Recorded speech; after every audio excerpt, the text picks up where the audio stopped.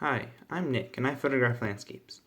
Even though I don't make any money from it, I still put a lot of time and effort into my photography. So you may be wondering why I do it then. Well, originally I just wanted to record my family vacations so I could remember them for years to come.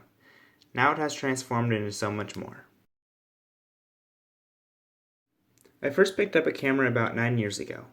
It was an analog camera, meaning it used film. My mother showed me how to load the film into it and reminded me not to open it once it was in. I listened carefully as I didn't want to break her only camera. Like a young bison, I learned quick and soon became independent, or so I thought.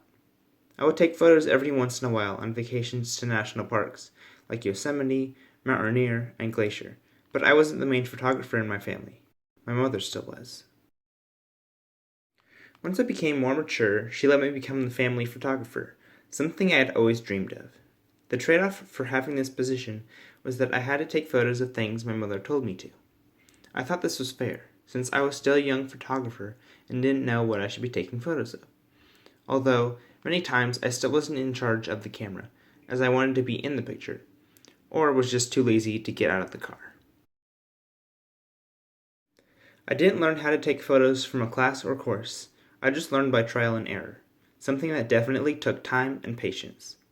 Since photography was just a hobby of mine, I could get messy with it, taking photos from weird angles and using unconventional ratios. This allowed me to figure out my own style, not listening to so-called photo rules, such as the rule of thirds or filling the frame. As time went on, my passion blossomed. I began using photography as a medium to share my experiences with others. My family went on yearly trips to national parks in the spring or summer. I knew that not every kid my age had the opportunity to travel, so I wanted to share my visions and feelings as I trekked across the West. Nature hikes in giant old-growth forests, a chipmunk snacking on an acorn, lying in a field with bison. These are the kind of things that I photographed. As these trips became commonplace, I became more connected with nature, and photography also became a way for me to share these peaceful little moments in my life in these majestic places. The majority of my photos are of quiet, serene locations. In a world that moves so fast, vacations like these allow me to stop and pause for a second, or two. Photography forces me to forget all my worries and drown out all sound and just focus on getting that perfect shot. And once I get the perfect one, my mind feels cleansed and at peace. Then the rest of the day's photos are just for fun. One of my favorite photos to date is this one of the Grand Teton Range in Wyoming. I love it because it captures the pure essence of that morning, with the sun shining through the clouds down on the valley, a slight breeze swaying the wild grasses, and the night mist fading off into the distance.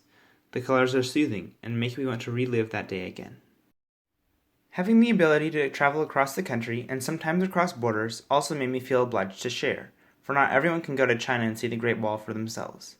Its grandeur and height are something that can be captured by photos, but can only be experienced by actually being there. But that's why I like photography.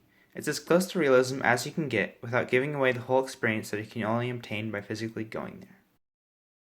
My first and only photo course that I have taken was in high school. By then, I had already been taking photos for quite some time. I took the class not only for the required art credit, but to learn the technical aspect of cameras, and also to reinforce my ability to take photos. At the time, I felt like I had lost my creative spirit and needed a new point of view. My photo teacher gave me the tools to create masterpieces, and I am forever thankful. I regained my confidence in my photography. Since junior year of high school, I have been dabbling in using photography as a way to tell a story. Most stories contain people in them, so I had to find subjects for my landscape photos. And yet, I wasn't interested in portrait photography. So, I had the tough job of finding people to photograph from far away. And then it hit me that I should just get my family in them. Most of the time they wouldn't even be aware that I had waited far behind them as they kept hiking ahead, but I wanted this, so their behavior would be natural. It's hard to act natural if you know someone is photographing you.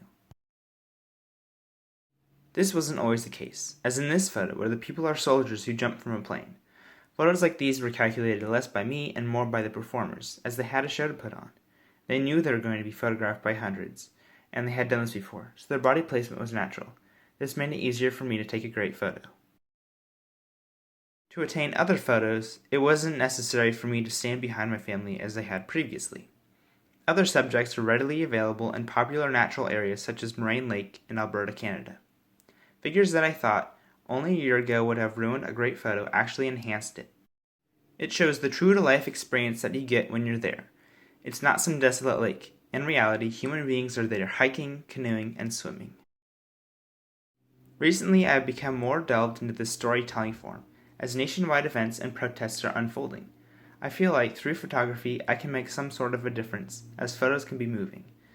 If I can change the perspective of just one person, my hobby will have been worth it. Even if I don't attain this, at least I will have great stories to tell my children and grandchildren. I think with all this trial and error I've gone through, combined with my creative spirit, I can continue taking outstanding landscapes. I hope one day soon I can make some form of wage for my photos, even if it's just the week's gas money. I am currently working on a set of photos of campus life and will give them to Cal Poly for years to come. It's just kind of my way of saying thanks. Today, photography has helped me grow. I have a greater range of perspectives, I work toward goals that make me stronger, and am more able to focus on just one thing. While I consider my camera one of my most prized possessions, the moments that have been captured by it are priceless. I've lost count of how many photos I've taken since I picked up that film camera for the first time. But one thing that has always rang true is that photography has been meditative for me. In a world that moves so fast, photography makes me stop and pause for a second. It allows me to forget all my worries and drown out all sound and just focus on getting that perfect shot. It's just me, the camera, and a great view.